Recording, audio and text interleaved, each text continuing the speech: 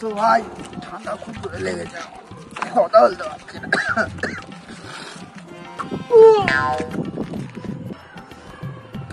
ভাই কি হলো? চোখে পোকা পড়েছে, একটু দেখতো ভাই। ঠিক আছে ঠিক আছে, দেখি আয় দেখে নিচ্ছি, ছাওয়ার দিকে আয় ছাওয়ার দিকে। ভাই বিচ্ছিরি জাগালো করতে না ভাই, চোখটা একটু বড় কর।